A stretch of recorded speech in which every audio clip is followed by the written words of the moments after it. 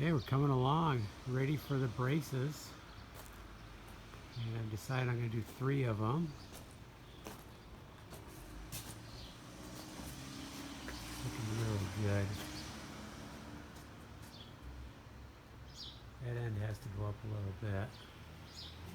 So when I got down here, I realized I forgot my router table. Luckily, the neighbor had one. He was willing to wanted to sell. So I purchased this little guy. It's a Grizzly, very heavy duty. The only thing I'm a little worried about is it has a special motor in it. But hopefully it holds up.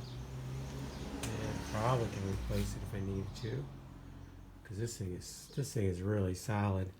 So it didn't have the right bit in it. It had a kind of curved one. And luckily, after going to 2 different stores, I found a bevel or a chamfer. And adjusted it up, cleaned it all off, had some rust on it, got that all clean. Took a while adjusting it and getting it the right height and some test runs, but it's there. Got it now. And just did the first braces, so here they are. So I'm ready to put 2 of them on. I'm debating on the 3rd one, because the 3rd one is going to go on this molding here. But I think I'm going to put it on now, and then when I do the molding, I think I'll screw it in, pull it off, then I'll cut it to accommodate the molding and put it back on. So that's my plan. But for now, I'm going to get it in there because I need the support, and I can start putting the roof on then.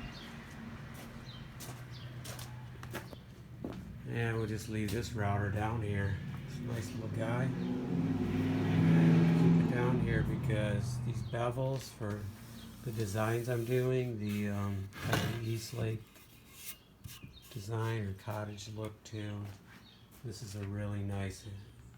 It's just a simple thing you can do to give it a lot more character than just a straight 2x4.